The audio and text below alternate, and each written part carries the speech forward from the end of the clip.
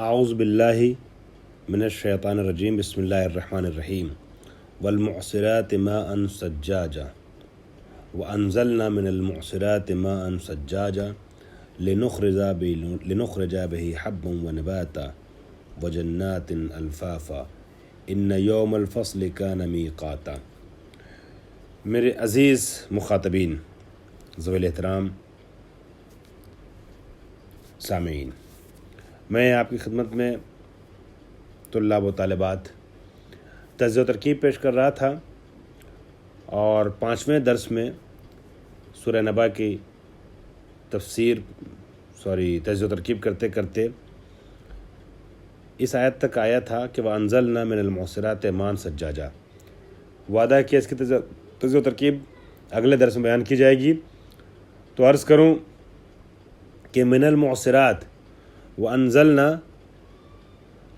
آپ کو پتہ ہے واو حرف عطف ہے، انزلنا فعل بفاعل، من المعصرات جار اور مجرور متعلق ہے انزلنا کے، ٹھیک ہے۔ ما ان یہ انزلنا کا مفعول ہو جائے گا، ہم نے نازل کیا معصرات سے یعنی بادلوں سے، کیا نازل کیا؟ ما ان سجاجا، موسلا دھار بہتے ہوئے گرتے ہوئے پانی کو۔ سجاج کہتے ہیں تیزی سے انجام پانے والی چیز کو، تو یہاں مراد جو ہے تیزی سے آنے والا پانی، برسنے والا، یعنی موسلا دھار پانی ہم نے نازل کیا۔ تو معصرات جو متعلق انزلنا کے، ٹھیک ہے، اور مان سجاجہ یہ آپ کے لیے واضح ہے، وَأَنزَلْنَا مِنَ الْمُعْصِرَاتِ مَاءً ثَجَّاجًا۔ سجاج آپ ماءً کی صفت کہہ سکتے ہیں، چونکہ دوسرے مفعول کا معنی نہیں نکل رہا ہے، اس میں کہنے کو کہا جا سکتا ہے، لیکن زیادہ بہتر جو معنی نکل رہا ہے وہ صفت کا نکل رہا ہے۔ ہم نے نازل کیا بادلوں سے پانی کو، کون سا پانی؟ جو موسلادھار ہے، تیز بہنے والا۔ اب یہاں پر لنخرجا ہے، لام جو ہے تعلیل کے لیے آیا ہے، علت کے لیے آیا ہے، مضارع منصوب ہے ان مضمرہ کے ذریعے سے، جو لام کے بعد ہے۔ آپ کو پتہ ہے کہ کئی جگہیں ایسی ہوتی ہیں کہ جہاں پر ان مضمرہ نصب دیتا ہے فعل مضارع کو، جیسے فا کے بعد، حتیٰ کے بعد، او کے بعد، ثم کے بعد، اس طریقے سے بعض کلمات آتے ہیں جن کے بعد، انہی کلمات میں سے لام تعلیل ہے، ٹھیک ہے۔ لام تعلیل کے بعد بھی جو ہے وہ ان پوشیدہ ہوتا ہے، اسی لیے فعل مضارع ایسی صورت میں منصوب ہو جاتا ہے۔ لنخرجا، لام تعلیل آیا ہے یہاں پر، لأن نخرجا ہے اصل میں، ٹھیک ہے۔ اور یہ جو مصدر ہے ان کے بعد تاویل مصدر میں بھی جائے گا، اور جب تاویل مصدر میں جائے گا تو یہاں پر دیکھیں نخرجا کی دو ترکیب بنے گی، ایک تو یہ موصول حرفی ہے ان، تو اس وجہ سے خود نخرجہ کا کوئی صلہ نہیں، وہ نخرجہ جو ہے اس موصول حرفی کی وجہ سے محل اعراب نہیں رکھے گا جملہ، لیکن کیونکہ لام آ گیا ہے لہٰذا لے ان نخرجہ پورا جب تاویل مصدر میں جائے گا اور مصدر بن جائے گا تو لام کی وجہ سے محل مجرور بھی ہو جائے گا۔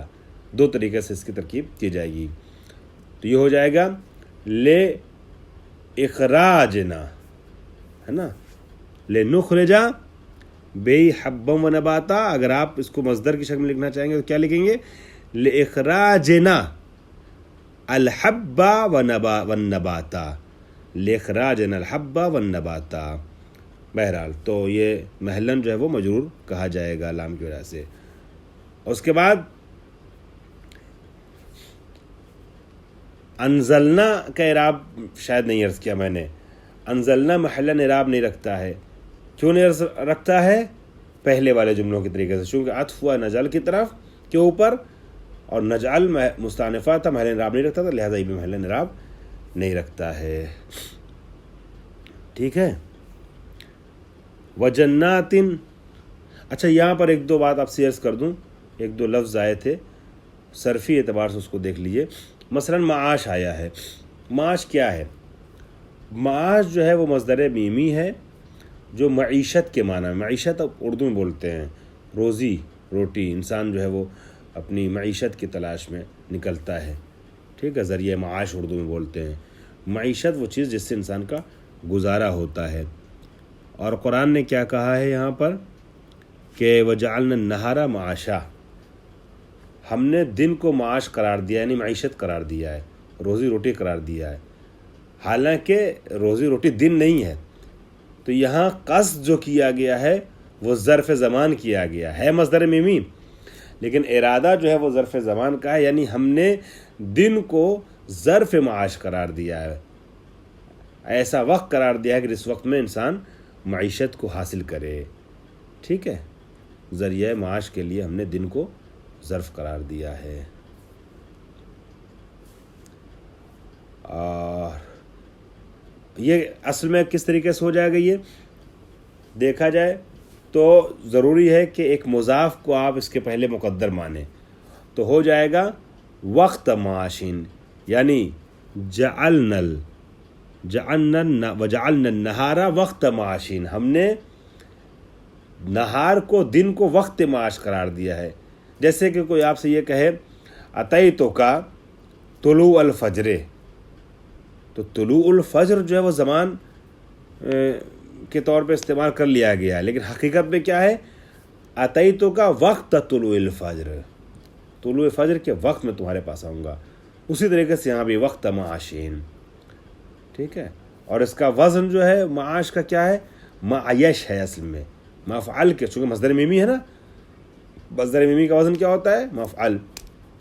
تو یہ مفعل فتح میم اور عین کے ساتھ ہے، معیش. لیکن یہ آپ جانتے ہیں کہ واو اور یہ کیا نام ہے، متحرک ما قبل فتح اگر ہو تو یہ تبدیل ہو جاتے ہیں الف میں. اسی وجہ سے یہ الف میں بدل گیا، یا تو ہو گیا معاش. اب آئیے وحاج کی طرف. یہ تجزیے کا حصہ تھا جو میں آپ سے عرض کر رہا ہوں. صرفی بحث زیادہ تر تجزیے کے حصے میں آتی ہے، ترکیب میں نہیں آتی ہے. اور تجزیے کا دوسرا حصہ کیا ہے، تجزیہ اور ترکیب آپ پڑھنا. ہم جو الگ سے گفتگو کر رہے ہیں کہ ان حرف جار ہے، ما موصول ہے، یتساءلون فعل ہے، ٹھیک ہے، ان حرف جر ہے، نبا جو ہے وہ کیا نام ہے مصدر ہے، اور صفت ہے. مطلب اس طریقے سے ہم الگ الگ پارٹیشن کرتے ہیں. تو جب ہم الگ الگ پارٹیشن کرتے ہیں تو چاہے اس میں نحوی رخ کیوں نہ پایا جاتا ہو، اور خصوصاً اگر صرفی رخ پایا جاتا ہے تو اسے کہتے ہیں تجزیہ. لیکن پھر جب ہم ملاتے ہیں اور ہم نے کہا رحمان صفت اول، رحیم صفت اول، اللہ موصوف اپنی صفتوں سے مل کر کے مضاف الیہ واقع ہوا، اس مضاف کے لیے اس مضاف اپنے مضاف الیہ سے مل کر کے مجرور واقع ہوا، بے حرف جر کے لیے بے جار اپنے مجرور سے مل کر کے متعلق ہوا اشراف فعل محذوف کے لیے. یہ جو ہم ایک چین بنا رہے ہیں یہ ہوتی ہے ترکیب. تو ہم صرفی اعتبار سے جو گفتگو کریں ایک طریقے سے تجزیہ ہم نے کیا ہے اس کا کہ یہ ہے کیا، اس میں دیکھا جائے، جائزہ لیا جائے یہ ہے کیا معاش کا. اسی طریقے سے وحاج پہ آ جائیے. تو وحاج کا بھی ایک جائزہ لے لیتے ہیں. وحاج کیا ہے؟ وحاج جو ہے وہ صفت مشبہ ہے جس میں اسم فاعل کا معنی پایا جاتا ہے. ٹھیک ہے، ثلاثی مجرد سے بنا ہے، وحجا یوحجو سے. ٹھیک ہے، یوحجو سے، یوحجو تعلیل کے بعد ہو جائے گا یحجو، وحجا یحجو، جیسے فتح یفتح ہے. یا باب ضربہ یضربو سے ہے تو وحجا یوحجو ہوگا جو وحجا یحجو کہا جائے گا. ٹھیک ہے، اور وحاج جو ہے وہ فعال کے وزن پر ہے تشدید عین کے ساتھ، اور اس سے مبالغہ مراد لیا گیا، قصد کیا گیا ہے. یعنی بہت زیادہ حرارت والا، بہت زیادہ ہی حرارت والا ہم نے یہ سورج بنایا ہے تمہارے لیے. موثرات کیا ہے؟ معصر کی مؤنث سے معصرہ، یا آسمان کے لیے، بادل کے لیے، آسمان کہہ رہا ہوں، بادل کے لیے لفظ استعمال ہوتا ہے، سحاب کے لیے استعمال ہوتا ہے، جس سے نچوڑا جاتا ہے پانی نچوڑ کے آتا ہے، نیچے آتا ہے. اور آپ جانتے ہیں عصیر نبی بھی اسی عصر سے بنا ہے، اسی لیے شراب کو چونکہ انگور کے پانی سے انگور کا پانی جو انگور سے نچوڑا جاتا ہے اس لیے اس کو عصیر نبی کہتے ہیں. ٹھیک ہے، تو موثرات عصر کہتے ہیں، عصر و تعدد کہتے ہیں نا. پانی کو جب کپڑا دھونا ہو تو اس میں عصر و تعدد کی شرط ہے کہ 2 بار دھلیں گے یا 1 بار دھلیں گے، عصر کریں گے یعنی نچوڑیں گے، ہے نا. تو جب 2 بار دھلنا ہے اور عصر کرنا ہے تو اس کو عصر و تعدد کہتے ہیں. ٹھیک. اب یہاں جو عصر ہے نچوڑنا، یہاں کیا مراد ہے؟ آسمان سے نچوڑ کر کے ہوائیں تیز جاتی ہیں، پانی زمین پہ گراتی ہیں، وہ مراد ہے یہاں پر. آسمان کہہ رہا ہوں، سوری، بادل سے. تو بادل سے پانی نیچے آتا ہے نا. تو موثرات جو ہے وہ یا ہوا کے لیے ہے جو پانی نکالتی ہیں بادل سے زمین پہ گراتی ہیں، خود بادل ہی مراد ہے موثرات. یہ اسم ہے کس کے لیے؟ سحاب کے لیے. ٹھیک ہے. تو یہ کہا گیا کہ والمعصرات وانزلنا من المعصرات ماء ثجاجا، اور ہم نے بادلوں سے پانی نکالا. ٹھیک ہے. معصرات جو ہے معصرہ کی جمع ہے، اس کا وزن کیا ہے؟ مفعلات. سجاجہ کیا ہے؟ سجاجہ مبالغہ ہے اس میں فاعل میں. اس میں فاعل میں جب مبالغہ آئے تو اس کو کیا کہیں گے؟ اس میں مبالغہ کہیں گے. ٹھیک ہے. ثلاثی مجرد سجا سے بنا ہے اور باب ضربہ سے، ضربہ یضربو سے، سجاجہ یسججو، سجا یسجو، اور یہ فعال کے وزن پر ہے سجاج. ٹھیک ہے. یہ تو ہم نے ذرا سا صرفی اعتبار سے ایک تجزیہ اس کا کیا. حبن کیا ہے اس کو بھی دیکھ لیجیے آپ. حبن دیکھیے، آپ جانتے ہیں جمع کا جو معنی ہوتا ہے، آپ لوگوں کو پتہ ہے، آپ کو علم ہے، آپ جانتے ہیں کہ جمع 2 طریقے کے کلمات سے جمع کا مفہوم نکل کے آتا ہے. ایک جمع کا معنی پایا جاتا ہے اور وزن بھی جمع کا ہے. آپ نے اگر صرف پڑھا ہے کہ انشاءاللہ پڑھا ہے، اور نہیں تو آگے اس کی تفصیل اور پڑھیں گے کہ جمع کے کچھ خاص اوزان بتائے جاتے ہیں. مثلا رسول کی جمع رسول کے وزن پہ آئے گی. ٹھیک ہے. مثلا شریر کی جمع اشرار کے وزن پہ آتی ہے. ناصر کی جمع انصار کے وزن پہ آتی ہے. یہ جو انصار ہے، اشرار ہے، رسول ہے، اغنیاء ہے، یہ جو ہے الفاظ جمع کے لیے بنائے گئے ہیں. پتہ ہے کہ اس کا مفرد اس وزن یہ ہے اور اس کی جمع اس وزن پہ آئے گی. لیکن کچھ کلمات ایسے ہوتے ہیں کہ جو جمع کا وزن نہیں رکھتے لیکن جمع کا معنی رکھتے ہیں. تو جو وزن جمع ہوں اور معنی جمع بھی رکھتے ہوں اسے صیغہ جمع کہتے ہیں، صیغہ جمع. لیکن جس میں معنی جمع پایا جائے لیکن صیغہ جمع نہ ہو اسے اسم جمع کہتے ہیں. حبن جو ہے وہ اسم جمع ہے. ٹھیک ہے. اسم جمع ہے. حبتن اصل میں واحد ہے اس کا. اور حبن یعنی دانے. حبتن یعنی ایک دانہ، حبن سے مراد دانے ہیں کہ حبم و نباتا، لنخرج بہ حبم و نباتا. اور اس کا وزن جو ہے فعال ہے. ٹھیک ہے. اس میں جمع. الفاظ جو ہے وہ جمع. حبن کے لیے اس میں جمع کا لفظ استعمال کیا اور الفاظ کے لیے جمع کا لفظ استعمال کیا ہے. یہ لفیف کی جمع ہے فعیل کے وزن پہ، جیسے شریف، اشراف. ٹھیک ہے.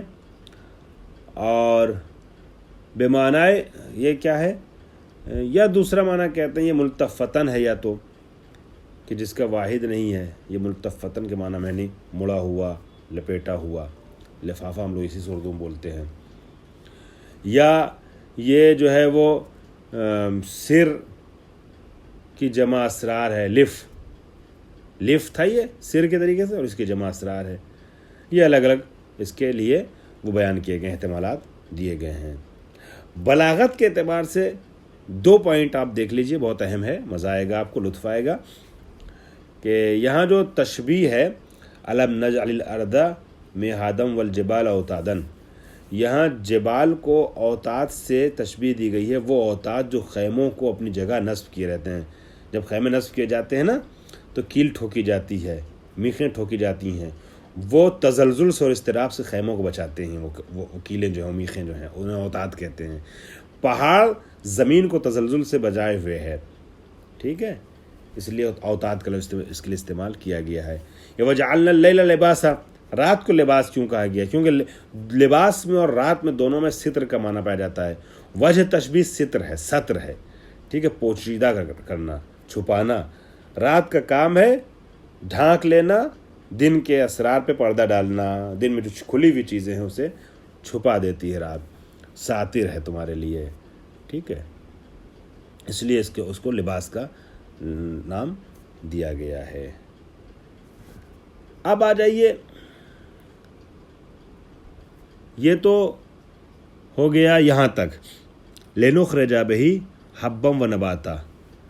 تو موصرات مان سجاجہ میں نے عرض کر دیا تھا، لنخرجہ بھی میں نے تقریباً مکمل ہی کر دیا ہے، لام تعلیل ہے، اور اس کے بعد ان پوشیدہ، جس کی وجہ سے نخرجہ جو ہے منصوب ہوا ہے، بہ جار مجرور متعلق ہے نخرجہ کے، حبن جو ہے یہ مفعول ہے اس کے لیے، نخرجہ کے لیے، واو حرف عطف ہے، نباتن جو ہے اس پہ حبن پہ عطف ہو گیا ہے، ٹھیک ہے، منصوب وہ بھی، واو حرف عطف پھر ہو گیا، جنات جو ہے نا، اس نے عطف کیا ہے، واو نے جنات کو عطف کیا حبن پہ،